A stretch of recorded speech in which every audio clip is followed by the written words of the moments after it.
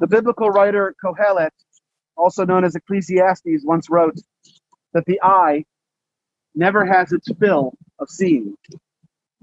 Young or old, those who depart this life, they never see enough of the world, they never complete their task, they never cherish their loved ones enough before they are called home. How they yearn for yet another respite from the final summons, and how we yearned to have them close to us for yet another challenge in our lives, yet another joy, yet another precious moment together. God, be now with those whose hearts are broken, because whenever parting comes, it comes too soon. Console us at this moment and be near to us when the light may seem distant. Sustain us, God, until the time of healing. As we are gathered here today in a unique circumstance of face masks and distancing, you all notice that on my side I have a Zoom call as well for people who couldn't make it here physically. So there will be a couple moments during the ceremony where I'm going to be talking to the Zoom participants, and we're going to have one of those participants speak here in just a few moments. So that's going to be a little technology piece, but it won't really interrupt the flow here, but I wanted to share with you because we're trying to make this as accessible as possible to all those who wanted to come and celebrate John's life. Death has taken our beloved John Regan. Our friends grieve in their darkened world. In their tears there is loneliness. Lost in sorrow, may they find the presence of loving friends. Hear them, God, and be with them. This morning, as we celebrate the life of John Regan, we are truly honored as a community, physically and virtually, by the presence of our military. And at this time, I'd like to ask the Patriot Guard to come forward to share a thought and to present a plaque.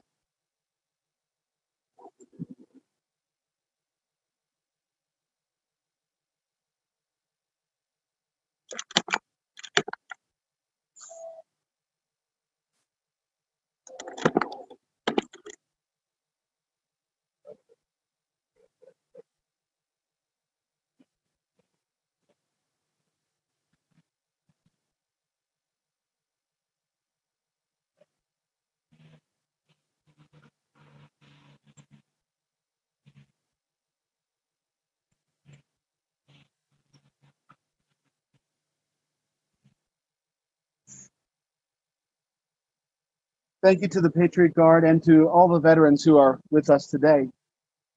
We are also honored, as we commemorate John today, to have our military honors details with us, who's going to present the flag to the family.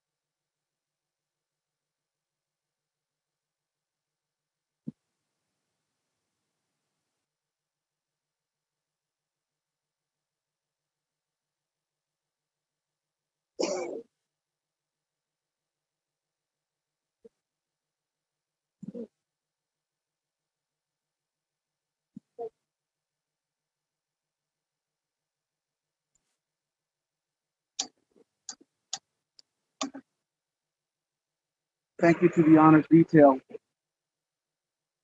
We listen to the words of our psalmist before we invite up final military voice. From Psalm 15, God, who may abide in your house? Who may dwell in your holy mountain? Those who are upright, those who do justly, those who speak with truth in their hearts, those who do not slander others or wrong them or bring shame upon them, those who scorn the lawless but honor those who revere God, those who give their word and, come what may, do not retract, those who do not exploit others, who do not take bribes. Those who live in this way shall never be shaken. We're so thankful to the Patriot Guard for being here today. Thankful to the military honors detail for presenting the flag.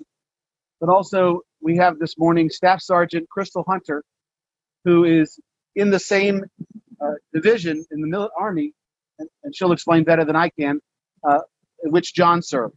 And so would like to come forward and share a few words herself, and I'll have her stand right here.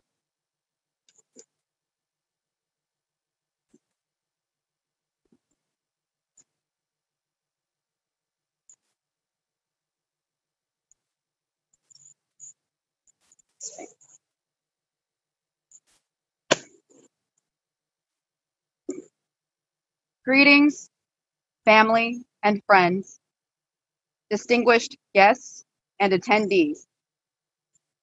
I am truly honored to stand before you as a representative of the 91st Division in honor of the life, service, and valor of Private First Class John Eugene Regan. On behalf of the legacy of soldiers who have served and are still serving in the 91st Division, we want to thank you for coming to pay tribute to a brave member of our armed forces. When I learned of PFC Reagan's distinguished service in World War II, I immediately felt a strong sense of legacy spanning over 100 years. The 91st Division was created August 5th of 1917. Many units in the military are disbanded and recreated several times, several decades after decades. But the 91st happens to be one of the oldest divisions in the Army, with several thousand troops still serving in the division today. Private First Class John Eugene Regan served in the 91st Division from October 1943 to November 1945. He served in the Allied campaign of Rome-Arno in 1944. He served as an infantryman, a scout, and an interpreter. It was at this time that Allied forces were trying to liberate Rome, which was under heavy German control. The 91st Division entered action for the first time on July 12th and helped the 34th and the 88th Infantry Divisions and the U.S. Japanese-American 44th Regimental Combat Team capture the port of Leghorn on July 19th before reaching the banks of the Arno River with the rest of the Fifth Army. Private Regan entered combat in July of 1944 as the division fought near Chiani, Italy, for the high ground to dominate the Arno River. Private Regan's unit, the 363rd, participated in the capture of several towns in a strategic maneuver to fight its way across the river and up the increasingly higher foothills of the Apennine mountain range. It would be in these battles that Private Eugene would earn his Bronze Star with a V device representing valor for meritorious service. On October 12, 1944, Private First Class Regan and another man were operating a forward observation post and without regard for heavy enemy artillery and mortar barrages, he maintained a vital observation to transmit intelligence information from the battalion observation post to the battalion command post. Despite the fact that the building in which he was in was hit several times by bombs, Private First Class Regan and the one other soldier remained at their post. He truly committed to this vital role in the face of enemy attacks with minimal support. His actions greatly contributed to the success of the line that would flank and ultimately drive back the German forces out of Italy. Private Regan's ability to hold his position in the face of the enemy is what lives on in the spirit of the 91st Division today. There is no greater honor for me as a non-commissioned officer than to continue to hold that line under the same great division with the same fortitude as Private Regan.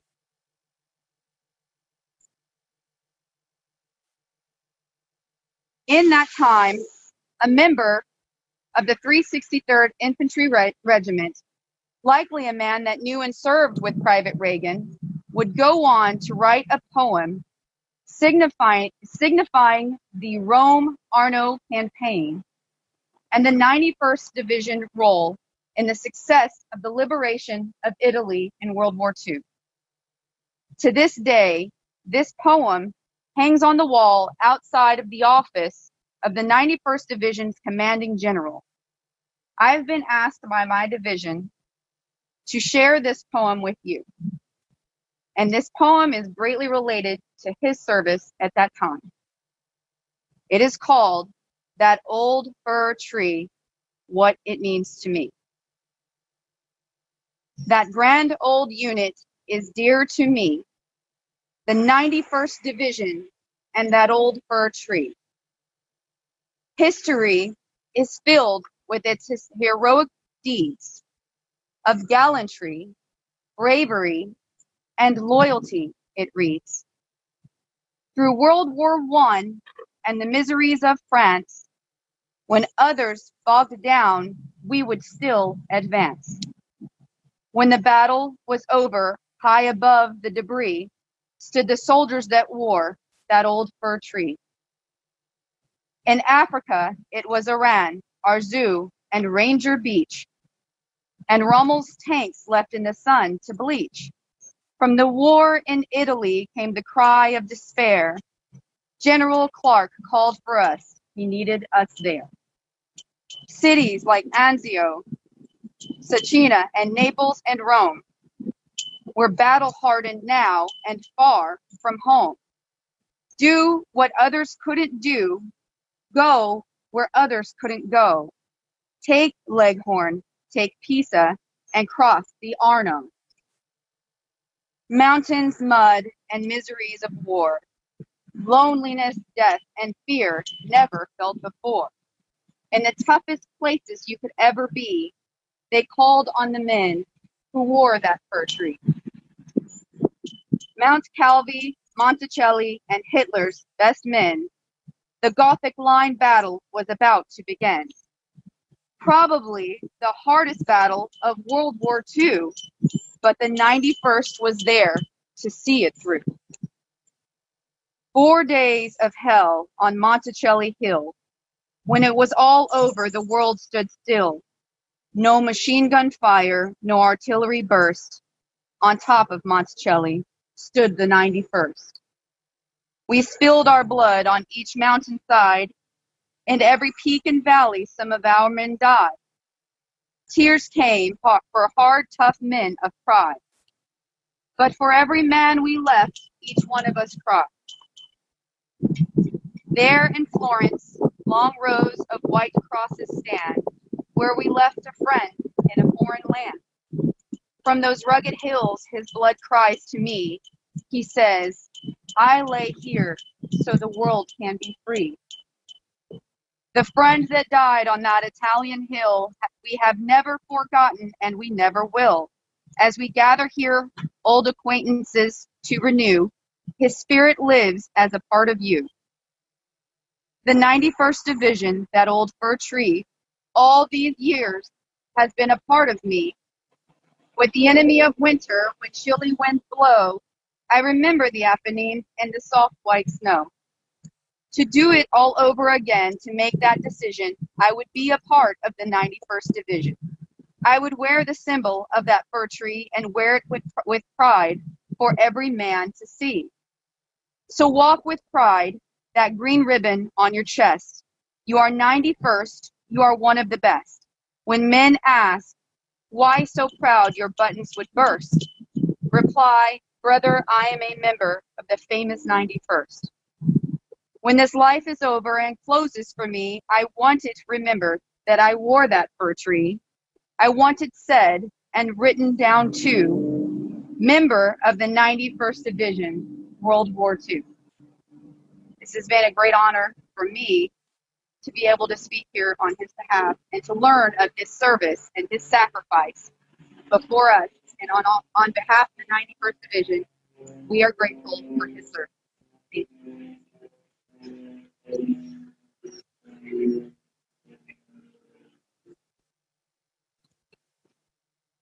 Thank you, Staff Sergeant Hunter.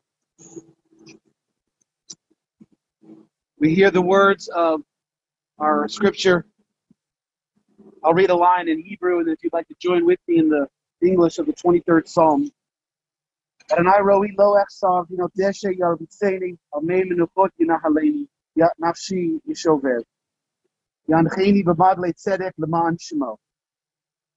The 23rd Psalm. The Lord is my shepherd, I shall not want. He maketh me to lie down in green pastures. He leadeth me beside the still waters. He restoreth my soul. He guideth me in straight paths for his name's sake. Yea, though I walk through the valley of the shadow of death, I will fear no evil.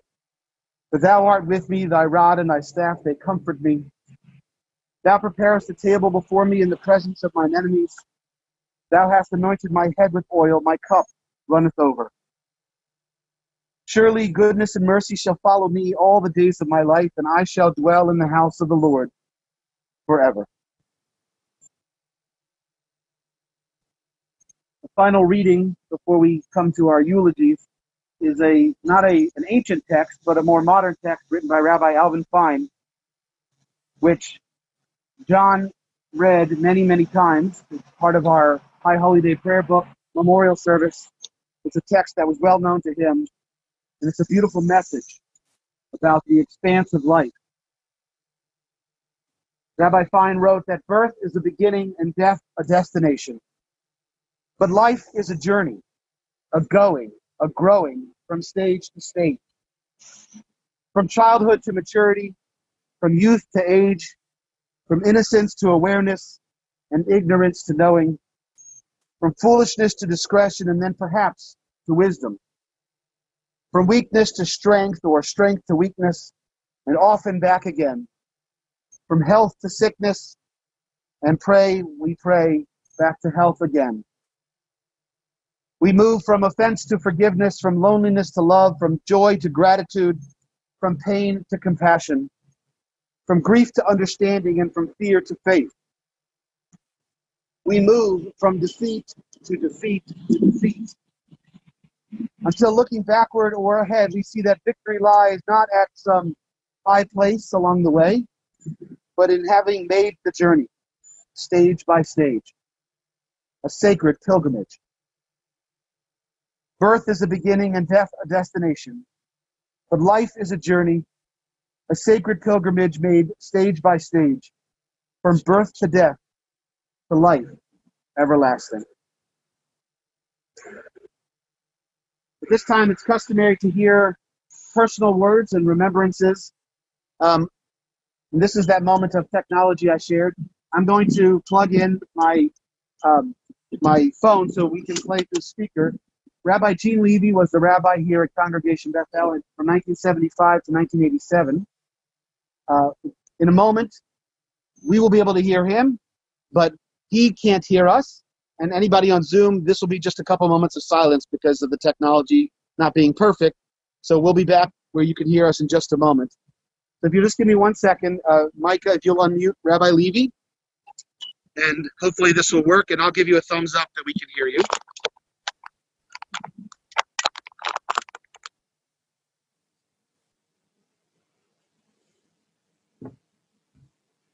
Okay.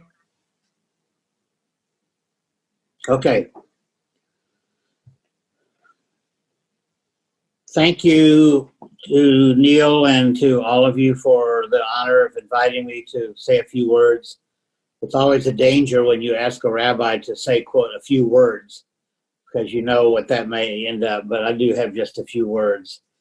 John was the temple president when Bobby and I moved to Tyler to begin my pulpit rabbinate there in 1975. So we're talking 45 years ago. One of the first things John told me was how very conservative the city was politically and religiously, and I came to believe it very, very quickly. John was smart with a very wry sense of humor, devoted to the health of the congregation. And if I have this right, and this is a continuation of the wonderful tribute by the Army, if I have this right, John told me that he had been in the same Army unit as George H.W. Bush, and he was very proud of that. And so you have to remember that as I come to this one anecdote, remembering that in my second year there, so we're talking the high holidays of 1976, it was also an election year. And with this as the background, I gave my Rosh Hashanah sermon, after which John very nicely walked up to me and said, Rabbi, and he always referred to me as Rabbi. He said, Rabbi, that sermon sounded very much like the Democratic platform. And by golly, he was right. We did get along very well. He helped me knowing it was my first pulpit experience, and I always appreciate what John did in guiding me. In the 2000s, in our visits back to the congregation, Bobby and I always made it a point to drive over and visit John and Adele, and we had a wonderful conversation. John was very focused on what we had to say. He didn't say much in the later years, but you could tell that when he was looking at us that he was thinking and very, very interested. But even with his interest in all of these things that I've mentioned, for John, there was nothing that replaced his love and attention and his pride for Adele and Susan and Shelley. So shalom, John. This is truly the end of an era.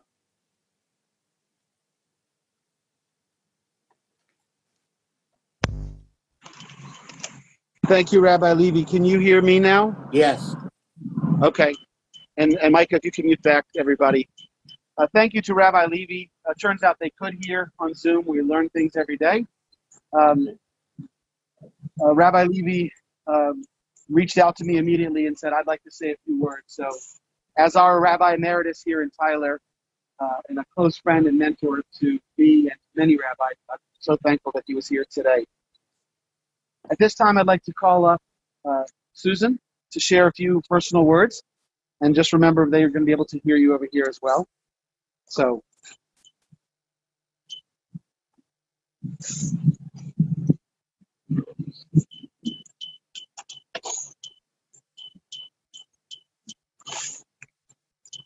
Thank you all so much for coming. This is so very hard. My dad is and was my mentor, role model, and larger than life support system. With my mom Adele, they helped me through every difficult time, never wavering in their love and commitment to me and my children. My dad was like a father to my children, Regan, Noah, and Jonah. Whenever there was an issue that needed to be discussed during their growing up, I reached out to my parents, their Omi and Poppy. Our bond was so strong and their respect so important that whenever my kids did something they regretted, the first comment was, "But you are not going to tell Poppy, are you?" Likewise, if there was something I was doing that they did not like, they would say, "We are going to tell Omi and Poppy." I cannot imagine my life without my ever-present dad. I never heard him say an unkind word to my mom or anyone. He withheld judgment and never gave advice unless asked. My dad never carried over to the next day any disagreement or issue from the previous one. He learned this from his dad, as he told us. My dad always said, "I never have a bad day," when asked, "Are you having a good one?" His positivity and pragmatic outlook on life is one I'm holding on to, especially at this difficult time. When dear friends would pass away, he would say, "That is part of life." His strength was imparted in his tall, confident walk and ability to make us all feel like it was going to be okay. His question was, "Do you need anything?" When I would thank him, he would say, "Don't thank me. Just take care of yourself." He was the most unselfish person ever, easy to please, and loving of his family. Memories are what will hold us all together. My best ones will always be the many ski trips where I tried to keep up with his expert downhill runs. Sailing was another passion, and we spent as much time as possible on Lake Tyler. There are so many hectic recalls of my dad shouting, "Coming about," and I had better be ready. There are infinite wonderful memories and words to describe the best dad ever. I know I will think of something later that I wish I had mentioned today. Know that his soul was the most generous, honest, loving, strong, and always fair to all. His smile was ever present and his sense of humor always intact. To honor my dad is to live as he lived, with integrity, love, kindness, honesty, generosity to community, and selflessness. He is truly a part of America's greatest generation ever. The Lord has a great man, and I am very blessed to have him as my dad. I love you, Daddy, and we're all here for you, Mama. He lives in our hearts. Thank you. Thank you, Susan. I'd like to ask Sarah to come forward, granddaughter, to share some thoughts from the grandkids as well.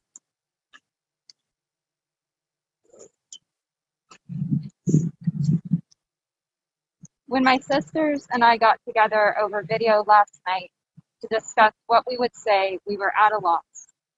How can you condense 28 years of memories into a brief address? So many memories and stories came up, and the common thread between them was how they all centered around ordinary moments. John, or Poppy to us, was a pillar in our family and the community, and this status came not from any singular achievement, but the individual moments in his life, the way that he carried himself and treated others that became his legacy. Lauren and Gabriella could not be physically here today, but I am honored to be able to speak on their behalf. For me, I remember the morning ritual at Omi and Poppy's house. We would, of course, wake up way too early, as young kids often do, and would play quietly in our room until an adult woke up. Usually, it was Poppy who was up early, and he would take us to the kitchen for breakfast. I loved this special time with him. He would read the newspaper, and I would eagerly copy him, folding the pages carefully, stacking the discards neatly. I saw Poppy as the epitome of the best kinds of things a person could be, and aspired to be like him. For Lauren, Poppy was more than just a strong figure. He was a loving husband, father, grandfather, and friend. Poppy taught me that you have to work hard for what you want in life, and I believe that is what has kept me going even in tough times. I will forever cherish the walks we took and the moments I spent with you. I love you, Poppy, always and forever.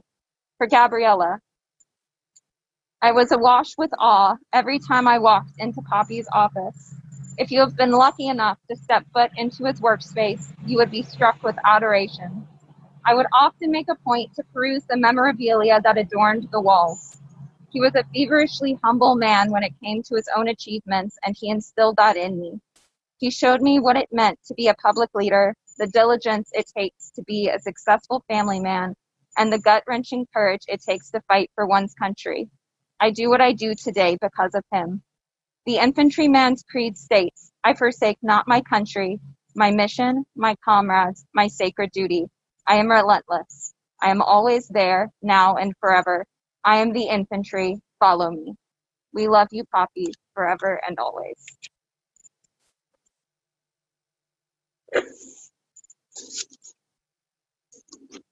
Thank you, Sarah. In October of 1938, a young boy named Hans Regensteiner celebrated his bar mitzvah at a synagogue in Munich, Germany. 1 month later, November of 38, Jews throughout Germany witnessed a government-backed pogrom where Jewish people were rounded up, some killed, synagogues burned, Jewish-owned businesses targeted for attack in what became known as Kristallnacht, the night of broken glass. For many people, it was the official start date of what became known as the Holocaust.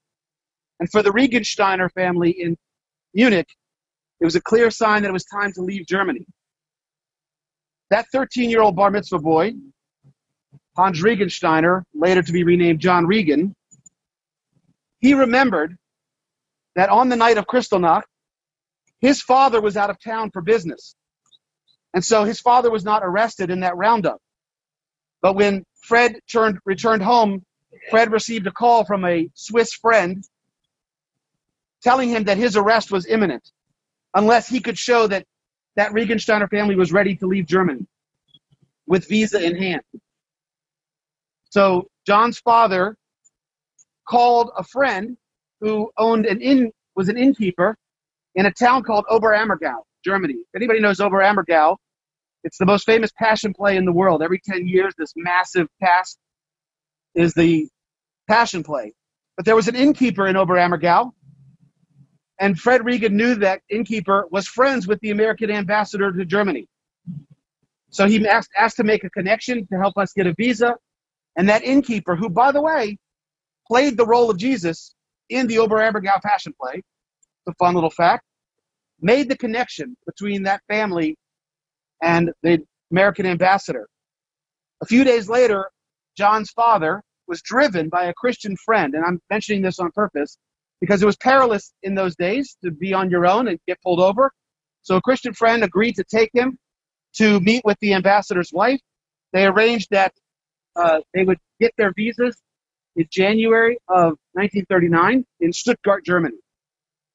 On January 11th, they arrived, got their visas, and they said, you have 3 days to get out. The night before they were to leave, this would be January 13th, 1939, Fred Regan was arrested. He was picked up by Nazi police, and the charge was that he was packing things to leave that didn't belong to him or that he couldn't take out of Germany. So he was brought to the local Nazi headquarters, and the Gestapo officer there was talking with Fred and happened to recognize his name. He says, Regensteiner. He said, yeah. He said, do you have a son named Hans? John? He said, yeah. The Gestapo officer said, well, my son, also named Hans Pachman, is friends with your son, Hans Regensteiner. And he then said, the Gestapo officers then said to John's father, well, since the two boys must have been friends, I'll let you go, but don't come back. It was a story of near misses, near catastrophes, and lucky breaks, where we are reminded of the worst of Nazi Germany, and we are reminded of the best of humanity. The next day, on the 14th of January, 1939, the family left Germany for Switzerland, then England, and then settling in Houston, Texas. And a young John Regan, who spoke no English, quickly became fluent, finished junior high in Houston, high school, and then went on college at A&M. His college career was cut short when he was drafted in the military service in 1943. As the staff sergeant mentioned, John served our country well during his deployments in North Africa and throughout Europe, especially in Italy. Over the past number of years, as I would visit with John, a number of recurring themes came up, and one of them was always his update of his friend Norman Schaefer, who was also his age. They're only a couple weeks apart, or within a week apart of age, 95 years old, and both of them served together in the military, but yet they called each other on a monthly basis their entire lives. That's how close he was with his regiment. Susan mentioned the phrase, the greatest generation, and we could be content with assigning John that moniker, that he was simply part of the greatest generation. But when you live to the age of 95, you're actually part of a lot of generations. And so we know that his service in World War II was meritorious, but it was just him getting started. He returned from service. He re-enrolled at A&M to finish a degree in business administration. After school, he went to work for Foley's department store in Houston, where he worked in every department, which was the training model of that day. Eventually, he became a buyer for the store, and he was good. So good, in fact, that he was hired away from Foley's to work for a company in Austin called Good Friends. And one day, as John was flying between Houston and Austin on a plane, he met a woman who said, by the way, and she was from Galveston, she said, I have a petite daughter named Adele Littman, and you should meet her when you're in Austin. And they did meet, Adele and John, in Austin, really just as friends. They were good friends. John then went back to Houston to work for a different department store. And Adele moved to Houston, and then they reconnected as friends there. But the friendship quickly gave way to dating, and it didn't last for too long. And I think about 4 or 6 months, he said, before John proposed to Adele. In true John fashion, the discussion over the possibility of marriage included looking at budgeting books and calculating the costs for living for potential marriage. And once it was deemed fiscally responsible, they agreed to wed in 1954. This past October, we gathered at Bernard's restaurant here in Tyler to celebrate their 65th wedding anniversary, a celebration of love and longevity. A year after their marriage in 1955, they welcomed their twin daughters, Shelley and Susan, into the world.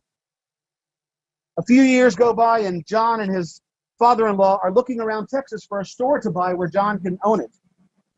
And they run into a woman in Houston area who mentioned that her nephew in Tyler, Texas, named Ralph Davis, had a store that he was looking to sell.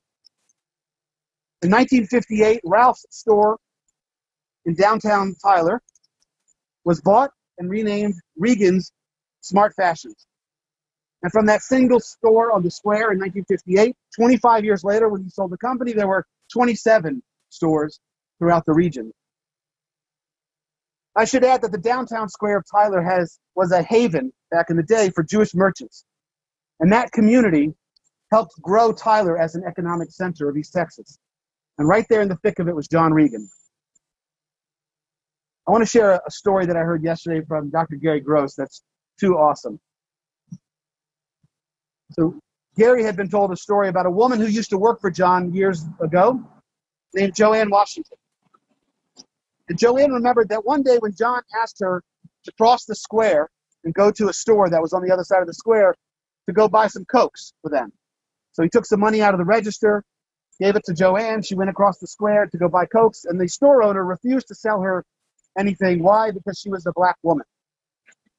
She came back to the store, shaken up, told John what had happened. He took her by the hand, led her back across the square, went into the store, and told the store owner that Joanne was an employee of Regan, and that she was like family, and that if he was going to sell to him, he was going to sell to her.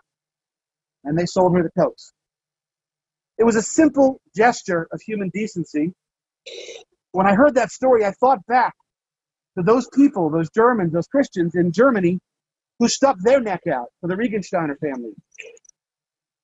In our tradition, we have a phrase, mitzvah gereret mitzvah, one good deed begets another good deed.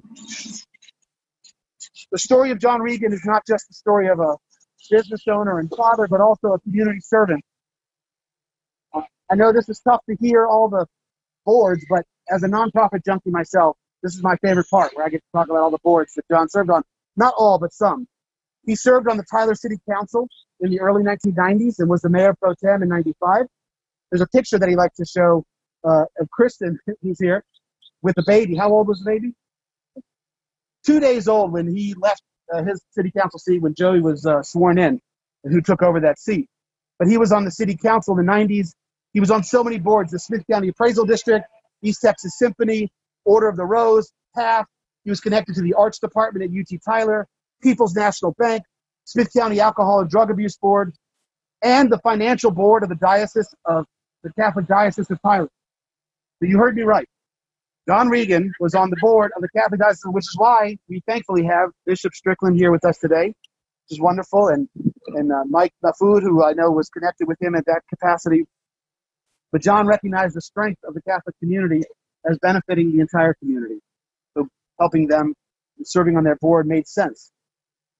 He was on the half-cent sales tax board, and he taught fashion merchandising at Tyler Junior College. Tyler is a better community because people like John helped give it strength and character. And for all of his work in the community, I owe John a special debt of gratitude for his long-term support, membership, and commitment to Congregation Bethel. He was a former board member, a former president, as Rabbi Levy mentioned. And our small congregation exists and has existed for 130-some years because of people like John, who stepped up, took their turn, and gave the board and the temple direction and vitality. I thank him for his service to our congregation. John loved to work. He was a workaholic, but he also liked to get away, to ski and to hike. The family was telling me that how did those two things connect? Being a workaholic and taking a quick trip to ski. Friday afternoon, they would either drive all night to Colorado or fly, ski Saturday, Sunday, and come home late Sunday night and be back to work Monday morning. But John wouldn't miss a day of work, but he did take off sometime as much as he could to be with the family. Above all else, John loved his family. John and Adele were blessed with 6 grandchildren and 1 great-grandchild. And every time I would visit John, there was always a moment where he was sure to update me if there was any news with grandkids. We heard some beautiful memories from the Katz side of the family tree, but the Donenfield side shared some of their memories with me. They remembered that John, they call him Poppy, from him they learned so many important lessons too. They learned that courtesy and professionalism were full-time jobs. In fact, he shared his business wisdom with the grandkids, and he would explain to them how he would interview potential employees for his stores. He said, you can learn a lot from people by taking them out to lunch, seeing how they interact with wait staff and what they order. But he would always tell the grandkids, just so you know, I hired the guy who ordered the burger, not the one who ordered the steak. I don't know what that means, but John knew that impeccable table manners were non-negotiable. The grandkids learned from their grandfather about punctuality. That was a hallmark of his life. He would have loved the fact that we started 5 minutes late today. To be on time meant, for John, leaving a half hour early. That he would always say, look, the bus is leaving well before the time it was to leave for dinner. They loved their grandfather, even though he was a man of strict habit. Regan remembers sitting in his bedroom talking with her grandparents, and they were chatting, and as 8 o'clock hit on the clock, John would turn to them in a loving but joking manner and saying, I love you, don't let the door hit you. Because at 8 o'clock, he went to sleep, his eyes closed, and that was it. They said the importance of rest and sleep is key if you want to achieve the stature of a John Regan. He taught his kids to be upright in their behavior and demeanor. For all of us, not just the grandkids, for all of us, John was a model of authenticity. I want to close with one of my favorite stories, and I knew when I first heard it, I said, this is a story we need to hear. It's probably my favorite story that he shared with me. It was about a time that he was serving in the army. He was in northern Italy, and because John was born in Germany and spoke fluent German, even though he was a U.S. Army soldier, he was, of course, connected with communicating with the POWs, the Nazi soldiers that they would capture. So they captured some prisoners in northern Italy, some Nazi soldiers, and one particular soldier happened to be from Vienna, Austria. And the Austrian prisoner that John was talking to, pulled John aside and handed him a pocket watch. He explained to him in German that he didn't think that he would live to see the end of the war, and he was sure that he was going to die either in some other battle or in that POW camp. So he gave John the address of his family back in Vienna and asked John to be the caretaker of this family heirloom, this watch, and please return it to the family when the war was over. This is a enemy soldier. John took the watch, kept it with him for another year or so until he returned back to the U.S. As soon as the war was ended, John took out that piece of paper with the address and mailed the pocket watch back to Vienna, Austria, with a note explaining how he came in possession of it, with a note, that story, and he didn't know the fate of the soldier. It turned out that the soldier had survived the war. The family was so thankful that John said that they sent him a Christmas card, a thank you card for Christmas, every year for the next 50 years. Just want you to wrap your head around the insanity of an Austrian Nazi soldier's family writing a thank you Christmas card to a Jewish guy who was a former German in America. It's beautiful. They wrote him thanking him for his generosity of spirit. There's a wonderful text written by Ralph Waldo Emerson on his idea of success, and as I read it, I thought about John Regan. Emerson wrote that to laugh often and much, to win the respect of intelligent people and the affection of children, to earn the appreciation of honest critics and endure the betrayal of false friends, to appreciate beauty, to find the best in others, to leave the world a little bit better, whether by children or a garden path or a redeemed social condition. To know that even one life has breathed easier because you lived, that is to have succeeded. May John's good deeds live on in our good deeds. Zichrono livracha. May his memory be a blessing for all of us. Amen. I'll add a personal note. I know that was long. I struggled with it too, but I had too much. I wanted to share, just like the family here. John was such an epic figure. I wanted to make sure we hear some of those stories. At this time in the service, we're going to continue with El Malei Rachamim, the traditional blessing for those who passed away. Later, we'll say the words of Kaddish. If you're able to stand, you don't have to, but if you're able to stand, you may do so at this time. I'm going to first read the words of El Malei Rachamim in English, and then I'll chant them in Hebrew. El Malei Rachamim, may the source of life, the fountain of all being, open our hearts to compassion and our eyes to wisdom, that we might glimpse in perfect peace and sadness the way of all things. May John Regan's memory be a blessing for us, and may we never let the light of his love grow dim in our hearts. May we remember him worthy and righteous, full of deeds. May his memory be forever bound up in the bond of eternal life. God is our source and our destination. God is our beginning and our end. May John's death awaken us to this truth, that the bond of love that we shared never be severed in sorrow. May John rest in peace. El Malei Rachamim, Shochen Bamromim, Amtzei Menucha, Nechona Tachat Kanfei HaShechina, Im Kedoshim Utorim, Kezoha Harakia Mazirim, Ed Nishmat Yonatan Ben Abraham Bashira, Shehalach Le'olamo, Ba'al HaRachamim, Yasirehu Basete Kenafav Le'olamim, Vayitzror Bitzror HaChaim Ed Nishmato, Adonai Hu Nachalato, Vayanuach Bashalom Al Nishkavo V'nomar. Together we say, Amen. May those who mourn the loss of John find comfort in the hope that though dust returns to the earth as it was, the spirit returns to God who gave it. Death is not the end. Those who love have passed through the gateway of the grave into the peace of life eternal. We know that all of us must tread that same path, though we know not when that hour may come. Let us live so that in the coming of that hour, that it shall find us unafraid. May our deeds do honor to the memory of our beloved, whom you have taken to yourself, God. Trusting in your wisdom and loving kindness, we praise your name. If you'd like to join with me reciting the words of the mourner's Kaddish. Yitkadal v'yitkadash shemei Rabbi, v'amad divrach hirutei v'yamlich malchutei, v'chayechon u'v'yomechon u'v'chayei dechol beit Yisrael, v'agala u'v'zman kariv v'imru amen. Yehei shmei Rabbi mevarach le'alam u'lamei almaya. Yitbarach v'yishtabach v'yitfa'ar v'yitramam v'yitnaseh v'yithadar v'yitaleh v'yithalal shemei dekudesha brechu. Le'elam min kol birchata v'shirata tushbechata v'nechemata v'amiran v'alma v'imru amen.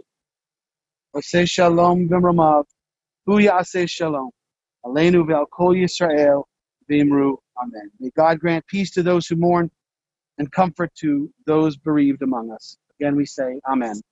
Please be seated. I want to thank our military presence here today, the Patriot Guard, the Honors Detail, Staff Sergeant Hunter, not only for their presence here today, but for their service whenever they served, wherever they served, however they served. Thank you for that honor that you bestow on us with your presence and your service. I didn't mention the eulogy, but I want to say a special thank you to all those caretakers. They're listed in the obituary, but I just want to say I know that Adele and John made it as far as they made it, and they have the comfort and the security and the support at home because of all those who take care of them day and night. So on behalf of the family and friends, I want to say to all of those who are here, thank you for your help to the Regan family. Over the coming days and weeks, we'll all reach out to the Donafields, to the Katzes, to Adele, offering our words of support and comfort and food in any way that we can. It's a tough time for everybody, but we share our love. In just a moment, I'm going to conclude the service. We're going to give a chance for the family who wishes to leave and for those who wish to leave. Just so you know, I will be remaining behind as we're going to lower the casket after some of the family leaves. We're going to do that in a separate ceremony following. If you want to leave, that's fine. This is an optional thing at the end. But one of the rules we have in Jewish tradition is we don't add undue burden to grief.